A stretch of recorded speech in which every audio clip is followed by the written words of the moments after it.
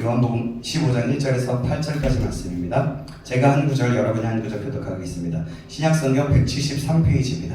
요한복음 15장입니다. 나는 포도차 포도나무요 내 아버지는 농부라. 무릇 내게 붙어있어 열매를 맺지 아니하는 가지는 아버지께서 그것을 제거해 버리시고 무릇 열매를 맺는 가지는 더 열매를 맺게 하려 하여 그것을 너희는 내가 일러준 말로 이미 깨끗하여 졌으니 내 안에 거하라. 나도 너희 안에 거하리라. 가지가 포도나무에 붙어있지 아니하면 스스로 열매를 맺을 수 없음같이 너희도 내 안에 있지 아니하면 그러하리라. 나는 포도나무요 너희는 가지라. 그가 내 안에 내가 그 안에 거하면 사람이 열매를 많이 맺나니 나를 떠나서는 너희가 아무것도 할 수 없음이라. 사람이 내 안에 거하지 아니하면 가지처럼 밖에 버려져 마르니 사람들이 그것을 구하다가 물에 던져 살았느니라. 너희가 내 안에 거하고 내 말이 너희 안에 거하면 무엇이든지 원하는 대로 구하라. 그리하면 이루리라. 열매를 많이 맺으며 내 아버지께서 영광을 받으실 것이요 너희는 내 제자가 되리라. 아멘. 아멘. 우리 오늘은 열매를 맺는 방법이라는 제목으로 주님의 열매를 맺는 방법이라는 제목으로 하나님 말씀 받겠습니다. 열매 맺는 방법이라는 제목으로 하나님 말씀 받겠습니다. 우리 자유롭 사람 인사 나누겠습니다. 잘 오셨습니다. 잘 오셨습니다. 네, 잘 오셨습니다. 네, 잘 오셨습니다. 네. 그리고 우리 항상 하죠. 사랑합니다. 사랑합니다. 사랑합니다. 사랑합니다. 사랑합니다. 사랑합니다. 네. 다음 사람씩 눈을 마주치면서 하고 싶은데, 네, 네 그래요. 네, 네. 우리가 지난주까지 예수님을 만난 인물이라는 제목 주제를 가지고 말씀을 받았는데요. 오늘부터는 이렇게 또 요한복음 15장 말씀을 통해서 우리가 열매를 맺을 수 있는 방법이 어떤 것인지 우리가 하나님의 말씀을 받으려고 합니다. 농부는요 밭에 나가서 땀을 흘리고 정성스럽게 가실수를 심고 가꾸죠, 그죠? 그것은 어떤 거냐면 맛있고 상품 가치가 높은 열매를 풍성하게 맺도록 하기 위함입니다. 이런 사실에 대해서 예수님께서 포도나무의 비유를 들어서 자세히 설명해 주셨어요. 오늘 본문은 포도나무의 비유입니다. 그래서 제목이 이렇게 되어 있죠. 나는 포도나무요 너희는 가지라라는 그 15장의 소제목이 성경책을 보면 나와 있죠. 이렇게 나와 있습니다. 대부분 그렇게 비슷한 내용으로 나와 있죠. 그래서 하나님을 농부로 예수님을 포도나무, 우리를 나뭇가지로 비유하셨어요. 제가 1절에서 4절 말씀을 전에 한번 보면서 그래서 하나님이 농부이고 예수님이 포도나무고 우리가 나뭇가지라는 것들을 말씀을 받았었습니다. 나뭇가지에는 두 가지 필수 요소가 있어요. 하나는 가지는 반드시 나무에 붙어 있어야 된다는 거. 가지가 스스로 생각해 보세요. 잘난 척하고 나무에서 떨어져 나간다면 어떻게 될까요? 한낱 보잘것없는 쓰레기 같은 또 불쏘시개 처럼 전락하고 맙니다. 그죠? 가지는 항상 그래서 나무에 붙어 있어야 생명력을 유지할 수 있게 되는 거예요. 나뭇가지는 또 두 번째 특징, 나뭇가지는 열매를 풍성하게 맺어야 하는 것입니다. 농부는요 열매를 맺지 못하는 나뭇가지를 어떻게 한다고 합니까? 꺾어버린다고 얘기해요. 가지는 언제나 나무에 붙어 있어서 그 공급해주는 영양분을 받아서 많은 열매를 맺어야 하는 거예요. 그래서 딱 붙어 있어야 돼요. 가지치기를 하더라도 무엇을 하더라도 가지는 나무에 꼭 붙어 있지 않으면 정말 불쏘시개처럼 쓰레기처럼 될 수밖에 없어요.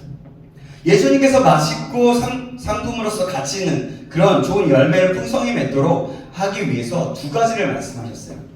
먼저는 어떤 거였습니까? 혹시 기억나세요? 제가 1절에서 4절 말씀했을 때 가지치기였어요. 가지치기. 자, 오늘 본문은 15장 2절 말씀인데요. 2절 말씀 한번 같이 한번 읽어볼까요? 2절 말씀입니다. 시작. 무릇 내게 있어 다시 시작. 무릇 내게 붙어있어 열매를 맺지 아니하는 가지는 아버지께서 그것을 제거해 버리시고 무릇 열매를 맺는 가지는 더 열매를 맺게 하려 하여 그것을 깨끗하게 하시느니라. 아멘.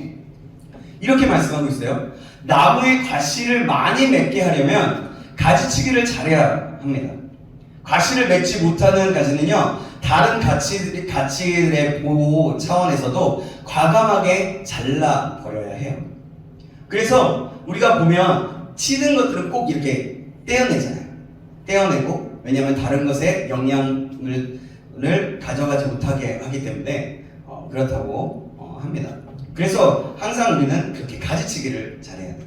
가치를 맺지 못하는 가지는요, 다른 가치들의 그래서 방금 얘기했던 그 내용인데요. 그러니까 우리는 그래서 인생에서 불필요한 것들은 모두 제거하는 것이 좋습니다. 그게 무엇일까요?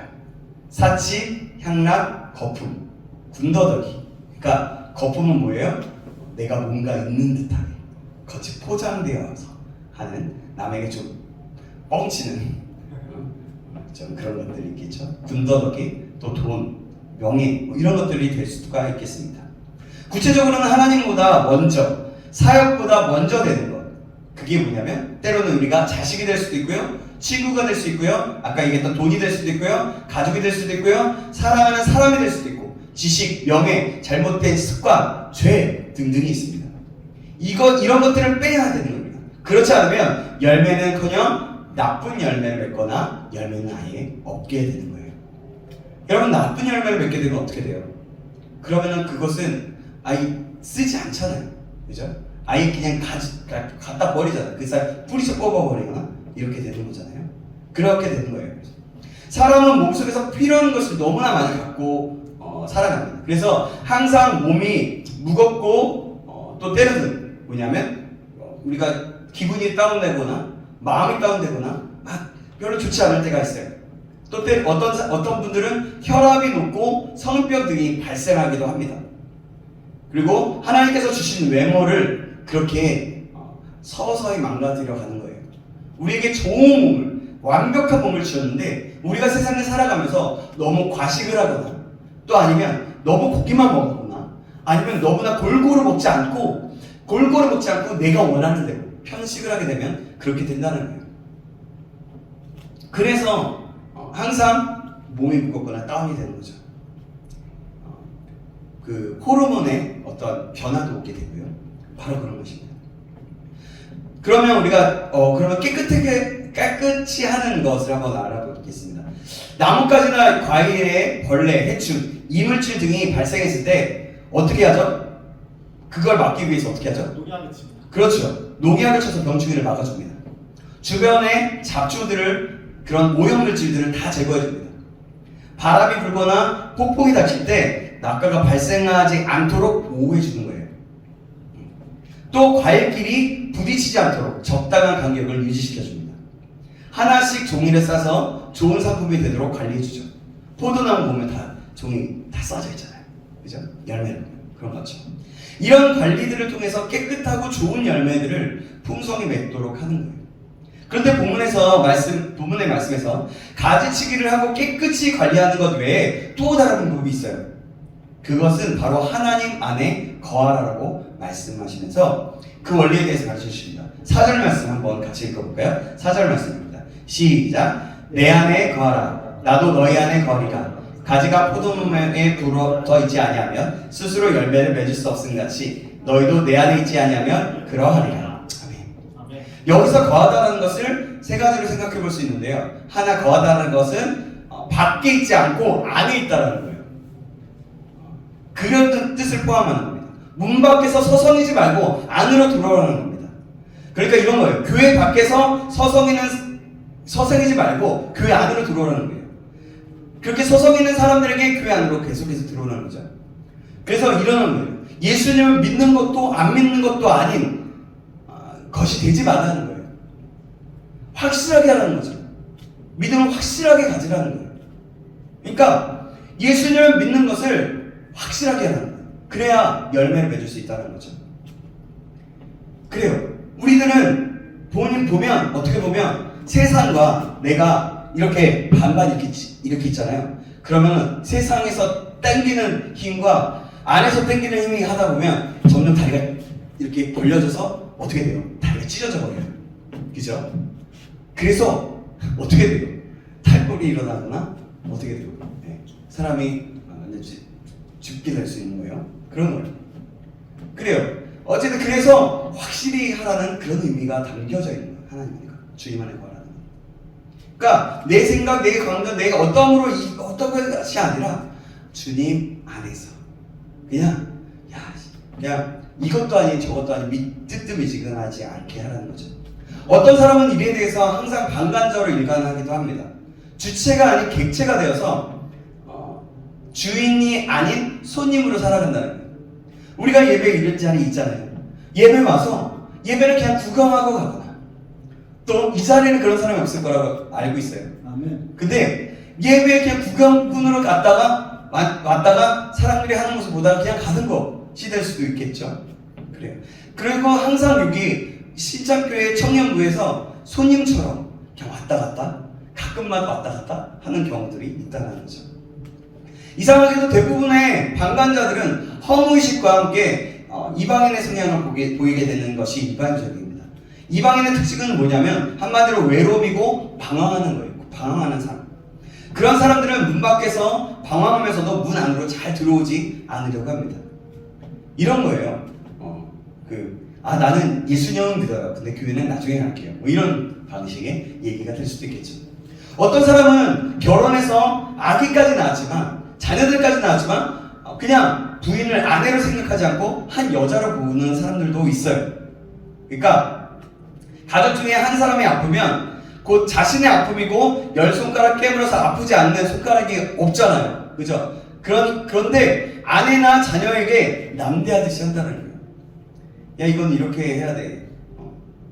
그러면서 내 자녀, 내 사랑하는 아내, 내 사랑하는 또 가족이 아니라 그냥 그렇게 본다는 거죠. 또 어떤 사람은 자신이 출석하고 있는 교회에 대해 남의 교회 말하듯이 합니다. 교회의 실수가 나의 실수이고 교회의 부족함이 나의 부족함임을 인지하지 못하는 경우입니다.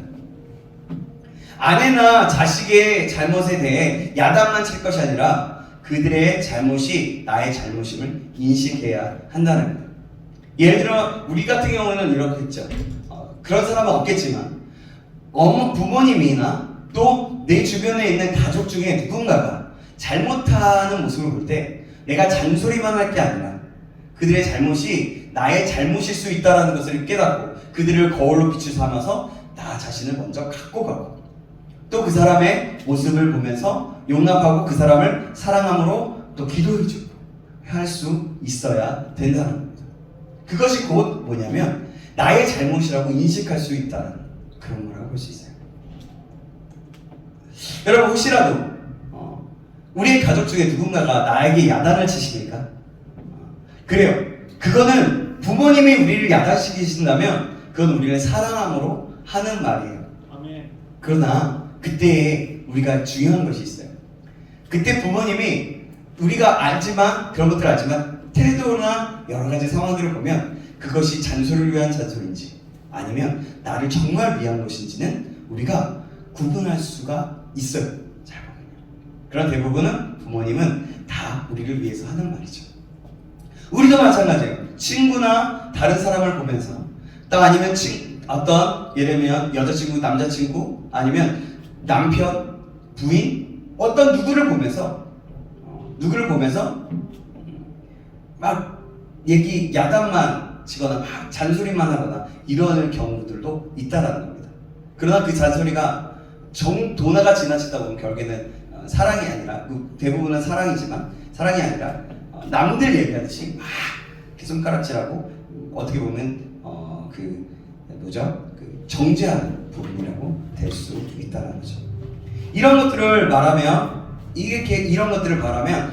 이런 것들은 어떻게 보면 방관자들의 특징이에요. 저 사람은 변하지 않아. 저 사람은 이렇지 않아. 저 사람 생각하면 막 답답해. 짜증나. 막 이렇게 될 수 있는 거죠. 여러분, 우리와 좀 다를 수도 있지만, 여러분, 결혼하신 분은 한 남자는 한 여자의 남편이고, 한 여자는 한 남자의 아내입니다. 또, 그리고 두 사람 사이에 태어난 자녀는 그의 열매인 거예요. 그래서 남편이나 아내는 서로 방관의 자세를 보여서는 안 되고, 인생은 다른 사람이 대신하는 것이 아니라 스스로 책임지는 것이기 때문에 그 사람을 보면서 정말 안타까움과 정말 안타까움과 힘들 수 있지만 정말 사랑하는 마음으로 그들을 섬기는 마음으로 함께 얘기할 수 있어야 된다는 거예요. 우리 형제들도 마찬가지예요. 우리 자매들도 마찬가지예요. 우리 형제들과 자매들을 볼 때 너는 이게 안 돼. 너는 이게 짜증나. 막 저희 자녀들도 보면 막 서로 아 오빠 왜 그러냐고 막 그러고 동생 야 너는 대체 오빠한테 막 반말이야. 막 그러면서 막 서로 그러면서 막 다투는 모습을 봐요. 그래요. 근데 서로의 잘못들만 보는 거죠. 그래요. 근데 그 모습을 보면서 우리는 어떻게 해야 되냐면 방관자로서 그 사람을 탓하고 그 사람을 손가락질하는 게 아니라 그 사람을 향해서 사랑의 마음으로 품고 그를 위해서 함께 이야기하고 풀어나가고 바꿀 수 있도록 기도하고 함께 나갈 수 있어야 된다는 거죠. 혹시라도 그것이 나의 모습은 아닌지 다시 한번 돌아보면서 말했죠. 거하다는 것은 문 밖에서 서성이면서 비판하거나 남의 일이냐 방관하지 않고 안으로 들어와서 적극적인 자세로 참여하라는 의미예요. 결국 그래서 우리의 예배에 우리가 이 시간 예배를 드리지만 이 예배의 주인은 먼저 하나님께는 영광이고 하나님께 높여드려야 되는 것이지만 이 예배의 주인은 바로 나 자신, 우리 한 사람 한 사람이 된다는 거죠. 가장 먼저는 하나님께 영광이라는 거고요. 그렇죠. 다시 말해 예수님 안으로 들어와서 참여자가 되고 주체가 되어서 주인의식을 가지라는 뜻이에요. 거하다는 말의 두 번째는 관계를 맺다는 뜻인데요. 어떤 사람이 나의 집 안으로 들어왔다고 하더라도 나하고 아무런 관계가 없을 수도 있어요. 그죠? 예수님을 믿는다는 것은 예수님과 이렇게 관계를 맺고 의사소통한다는 뜻입니다. 만약 서로 다른 공간에 있다면 거하다는 개념은 성립할 수가 없어요. 그죠? 문 밖에서 문 안으로 들어와 서로 만나고 이렇게 관계를 맺고 접촉이 된다면 시작된다면 그것은 관계가 형성되는 거예요. 또 거하다는 것의 세 번째는 상호 보완적인 의미를 갖는 거예요. 내 안에 거하라. 나도 너희 안에 거하리라고 말씀하십니다. 그죠? 거하는 것은 일방적이지 않고 쌍방적인 거예요. 생각해보면 여자 없이 남자만 존재할 수 없고 부모 없이 자식이 존재할 수 없고 자식 없이 부모가 존재할 수 아니네요. 네, 그래요. 아무리 애를 먹이고 속을 썩이는 자식도 나의 자식인 거예요. 내가 짊어지고 가야 할 십자가인 겁니다. 우리 지금 이 자리에 있는 사람들은 대부분의 부모님이 그렇지 않지만 다 믿으시지만 혹시라도 부모님이 믿지 않는 사람들이 있다면 그 사람은 뭐냐면 그분도 내 부모이기 때문에 내가 짊어지고 가야 할 그분이 예수님을 믿기 위해서 나 또한 노력하고 최선을 다하고 주님 믿음을 가지고 전하고 사랑으로 나아가야 할 십자가가 될 수 있다는 겁니다. 부모가 사고를 치는 사람들도 있잖아요, 요즘에는. 그쵸? 그런 사람들도 마찬가지라는 거죠. 그래요. 그런 겁니다. 여러분, 그리고 선생님만 있고, 우리 교사만 있고, 제자가 없다면, 우리 부원, 우리 청년들이 없다면, 우리 교사들만 있다면, 교육이나 이 청년부는 이루어지기가 쉽지가 않죠. 또 목사만 있고 또 여러분 성도님이 없다라면 여러분들의 모습이 없다라면 청년들이 없다라면 목회는 성립할 수가 없는 거예요. 그리고 대통령만 있고 국민이 없다면 아무리 좋은 정책도 무용지물이 되고 말죠. 곧 우리가 주님 안에 거할 때 동시에 주님께서 우리 안에 계시는 거예요. 5절 말씀 한번 보시겠습니다. 5절 말씀입니다. 같이 읽겠습니다. 시작. 나는 포도나무여 너희는 가지라. 그가 내 안에 내가 그 안에 거하면 사람이 열매를 많이 맺나니 나를 떠나서는 너희가 아무것도 할 수 없습니다. 아멘. 이 말씀에서 예수님께서 포도나무의 비유를 통해 주신 세 가지 뜻을 발견할 수 있는데요. 포도나무 가지의 비유 속에서 첫 번째 우리가 알 수 있는 것은 예수님을 떠나서는 우리가 아무것도 할 수 없음을 가르쳐주고 계신 거예요. 우리가 많이 들어봐서 알지만 이것은 정말 구체적인 개념입니다. 태양을 거부한 여러분, 태양을 받지 않는 친구들은 성장하지 못하고 그죠? 부모를 떠난 자녀도 부모가 없다라고 생각하는 자녀도 존재할 수 없어요. 만약에 부모가 없는 사람이 존재할 수 있을까요? 분명히 부모님을 통해서 우리는 태어났거든요. 그렇기 때문에 존재할 수 없는 거예요. 하지만 어리석은 자식은요, 부모의 존재를 거부하면서 부모의 얼굴마저 보지 않으려고 집을 떠나서 멀리 가려고 하는 사람들도 있어요.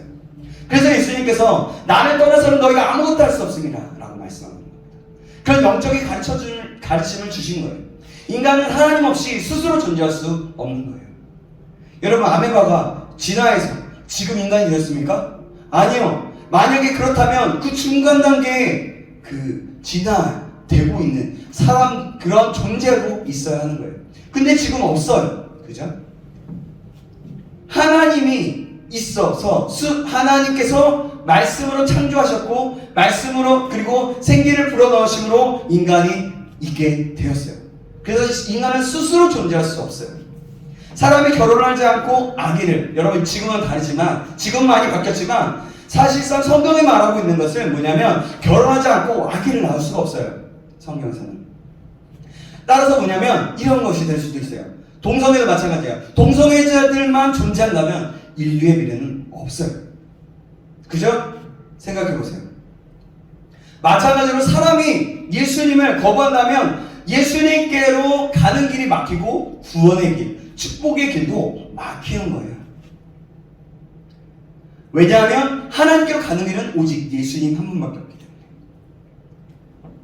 기독교는 도덕적이고 윤리적이기도 합니다. 그렇지만 그 도덕과 윤리를 위해 존재하는 것은 아니에요. 기독교는 그래요. 교회가 사회에 참여해서 건강한 그 세상을 꿈꾸는 것은 사실이에요. 지금도 그 일을 계속해서 이루어가고 있습니다. 그래서 선교를 하고 구제를 하고 여러 일들을 감당하고 있는 거예요. 교회들이. 사회개혁을 위한 시민운동, 그러나 사회운동을 위한 그런 주체는 아닙니다. 기독교가 가는 곳마다 학교와 병원이 세워지고 고아원과 양로원 등의 구제사업이 일어났었어요. 여지껏 계속해서 일어나갔어요. 선교를 할 때마다 그랬죠. 그래서 기독교가 교육이나 의료나 그리고 구제기관이 아니라는 사실은 우리는 그래도 기독교가 그런 곳이 아니라는 그런 사실을 우리는 명심해야 한다는 것입니다. 기독교가 사회에 구체적인 활동을 하지 않아도 된다는 게 아니라 사회 활동을 위해 존재하는 게 아니라는 거예요. 그것이 뭔지에 대해서는 안 된다는 거죠. 기독교의 존재 목적은요, 인간의 영혼을 구원하는 거예요. 사람들, 모든 인간들을, 인류의 그 사람들, 하나님께서 창조하신 그 인류들, 한 사람 한 사람을 구원하기 위함입니다. 기독교는 예수 그리스도를 떠나서는 아무것도 할 수 없고 아무런 의미가 없는 거예요. 때로 어떤 사람들은 기독교가 다른 종교도 기독교뿐만이 아니라 다른 종교도 좋지 않느냐라는 말을 하기도 합니다. 아니 뭐 불교도 믿고 또 천주교도 믿고 또 이슬람도 믿고 뭐 무슬림도 되어서 뭐 이슬람도 믿고 뭐 그러면 되는 거 아니에요? 힌두교처럼 막 아무거나 막 비다이다 하구나 아무거나 막 가서 딱 만들어서 이게 신이면 신이라고 얘기하고 막 이게 막 그 부요의 신 막 풍요의 신 그러면서 하나하나에게 그렇게 하면 타도 되는 거 아니냐고 얘기도 합니다. 그렇지만 여러분 그것은 뭐냐면 기독교를 모르는 것이고 진리를 모르는 것이고 정말 이렇게 말하면 뭐라고 얘기할지 모르겠지만 그것은 정말 무식한 거라고 말할 수 있는 거예요. 영적으로 본다라면. 기독교의 핵심은요, 예수님을 떠나서는 아무것도 할 수 없다는 데 있어요. 자, 6절 말씀 보시겠습니다. 6절 말씀도 같이 한번 읽어볼까요? 시작! 사람이 내 안에 거하지 아니하면 가지처럼 밖에 버려져 마르나니 사람들이 그것을 모아다가 불에 던져 사르느니라. 아멘. 자, 가지가 나무에서 떨어지면 쓰레기가 되죠. 그죠? 불쏘시개처럼 되는 말입니다. 그러나 가지가 나무에 붙어있으면 날마다 기적을 일으키게 되는 겁니다. 우리는 항상 예수님께 붙어있어서 날마다 기적을 경험할 수 있어야 합니다. 자, 7절 말씀도 한번 같이 읽겠습니다. 7절 말씀입니다. 시작! 너희가 내 안에 거하고 내 말이 너희 안에 거하면 무엇이든지 원하는 대로 구하라. 그리하면 이루리라. 아멘.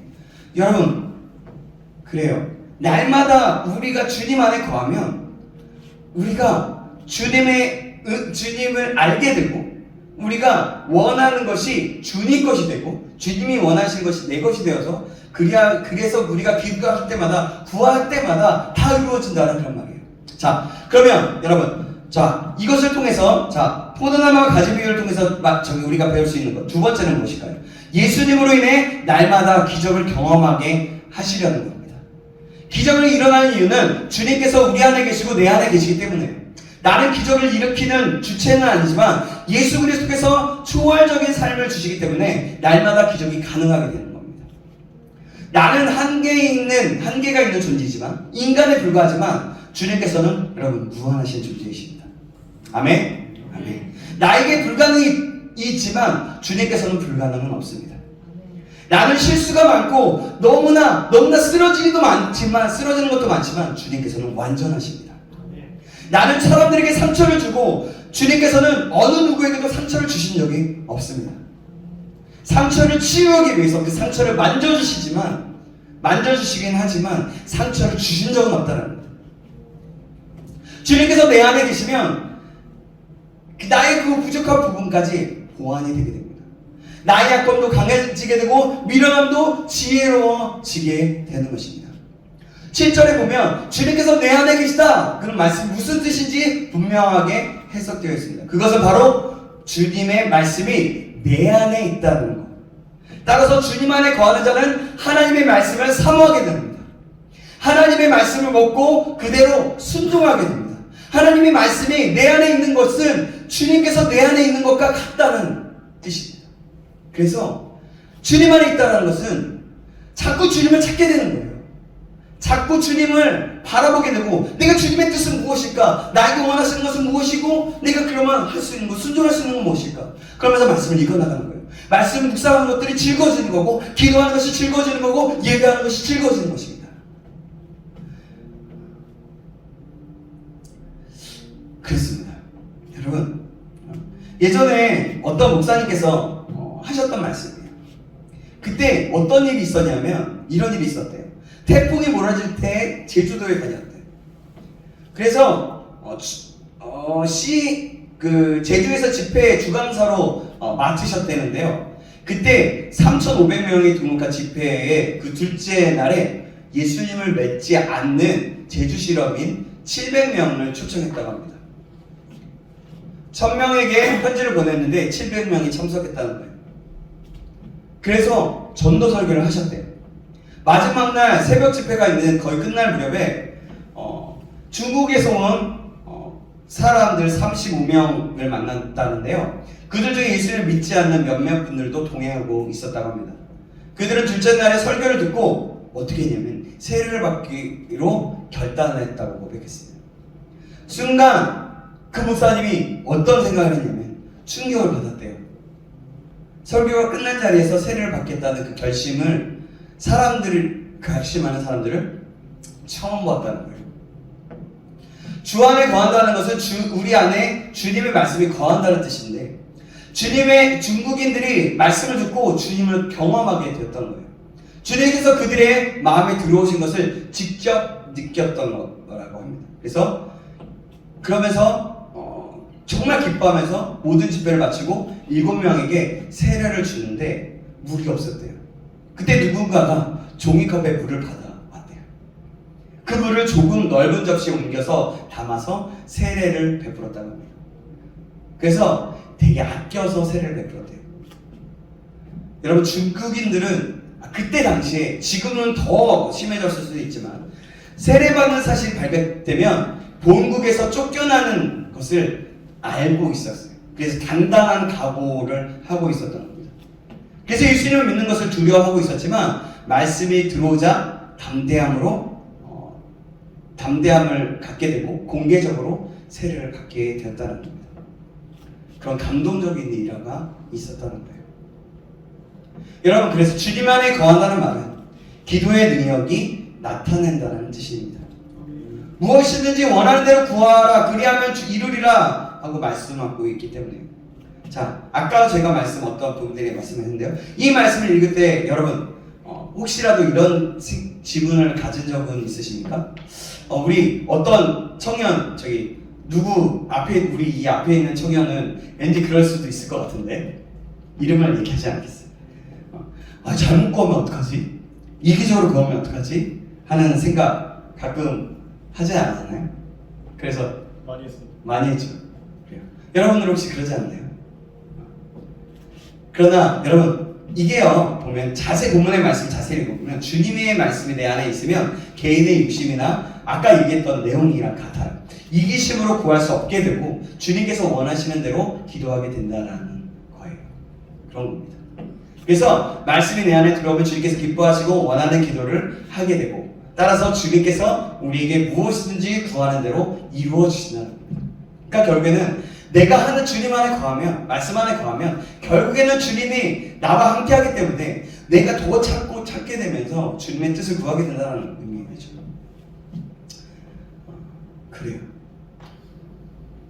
그래서 여러분 우리가 구하는 것마다 이루어진다는 그것이 실제적인 말이고 그래서 기적은 날마다 일어나게 된다는 거예요. 그러면 예수님 포도나무와 가지의 말씀을 통해서 우리가 배울 수 있는 세 번째는 예수님께서 포도나무 비유를 말씀하신 목적 이 8절에 있는데요. 8절 말씀 같이 한번 읽어보겠습니다.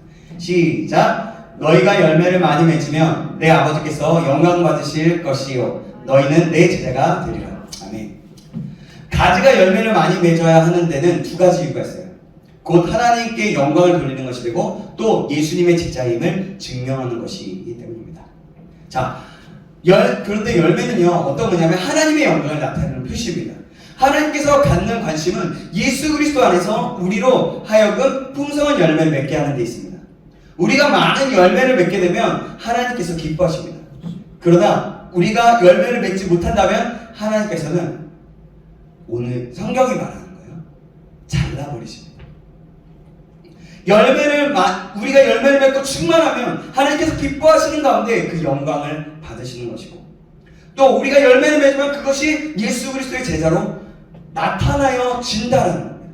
요한복음 8장 31절 32절의 말씀에 이렇게 말씀합니다. 그러므로 예수께서 자기를 믿는 유대인들에게 이르시되 너희가 내 말에 거하면 참 내 제자가 되고 진리를 알지니 진리가 너희를 자유케 하리라 라고 말씀하고 있어요. 예수님의 제자가 되는 표시로 하나님의 말씀이 그 안에 거하시는 거예요. 또 요한복음 13장 35절에 너희가 서로 사랑하면 이로써 모든 사람이 너희가 내 제자인 줄 알리라고 말씀하심으로써 서로 사랑하는 것이 예수님의 제자임을 표시하고 나타내는 일을 말합니다. 그리고 본문의 말씀을 통해서 많은 열매를 맺는 것이 예수님의 제자임을 나타나는 것입니다. 사랑하는 여러분, 저와 여러분이 예수 안에 거하시길 주님의 이름으로 축원합니다. 그러면 예수님께서 우리 안에 거하십니다. 그래서 하나님께 영광을 돌릴 수 있게 되는 겁니다. 저와 여러분 모두가 하나님께 영광을 돌릴 수 있기를 바랍니다. 많은 열매를 통해 참 예수 그리스도의 제자로서 살아갈 수 있는 저와 여러분에게 주님의 이름으로 축원합니다. 하나님께서 가지치기를 하실 때 많은 열매를 맺는 가지가 되어서 아멘으로 화답하고 믿음으로 나아갈 수 있게 되기를 간절히 소망합니다. 가지치기 할 때 내가 가지치기 할 것은 없나요? 내 혹시 내가 잘라내버려야 될 것은 없는지 돌아보면서 하나님께 더 물어보고 적극적으로 내가 가지치기 하고 내가 버릴 것은 없는지 하나님께 더 적극적으로 기도하고 묻는 거예요. 그럴 때 하나님께서 그 가지를 알게 하시고 가지치기 해야 될 것들을 알게 하시고 그것들을 하나하나씩 쳐내 나가는 것이죠. 그러나 내가 소극적으로 가지치기를 하나님이 하실 때 한다면 잘려나갈 때 더 아파서 더 주춤하게 되고 더 힘들어지게 되는 거예요. 더 아픔이 더 많아지는 거죠. 그러나 내가 적극적으로 믿음으로 반응하여서 가지치기 하기 시작할 때는 내가 아프더라도 하겠습니다 하게 때문에 내 마음이 결단하고 내 마음이 이미 이루어지고 마음을 먹었기 때문에 그것이 덜 아프고 오히려 기쁨이 되고 오히려 정말 삶 가운데 놀란 은혜가 되게 된다는 것입니다. 그래서 우리 모두가 하나님께 자신을 내어드려서 그 나의 모든 것, 잘못된 성격, 습관, 거품, 사고방식 그 모든 것들이 정말 온전히 빠져나가서 그리스도의 참 열매를 맺을 수 있는 저와 여러분 되시길 그리고 하나님께 그 영광이 되는 삶을 살아가는 저와 여러분에게 주님의 이름으로 다시 축원합니다. 기도하겠습니다. 하나님 아버지 감사합니다. 내 안에 거하라고 말씀하신 그 주님의 음성에 우리가 주님 안에 거하여 또 주님께 딱 붙어 있어 선한 열매, 좋은 열매를 맺을 수 있는 사람이 될 수 있도록, 그런 믿음의 사람 될 수 있도록 인도하여 주시옵소서. 그런 청년들이 되어서 혹시라도 내가 적극적으로 내가 가지치고 잘라내어 버려야 될 것은 없는지 돌아보며 오히려 주님께 여쭤보고 물어보며 회개할 것들은 회개하고 끊어낼 것들은 끊어내며, 그래서 주님이 가지치기 잘라내실 때 그것이 오히려 기쁨이 되고 은혜가 되고 참 감사함이 된다라고 고백할 수 있는 우리 참된 믿음을 가진 자 될 수 있도록 주님 축복하여 주시옵소서. 그래서 참된 제자로 하나님의 영광을 돌리며 살아갈 수 있는 참된 믿음의 사람, 하늘의 것을 구할 수 있는 사람 될 수 있도록 인도하여 주시옵소서. 살아계신 예수님의 이름으로 기도합니다. 아멘.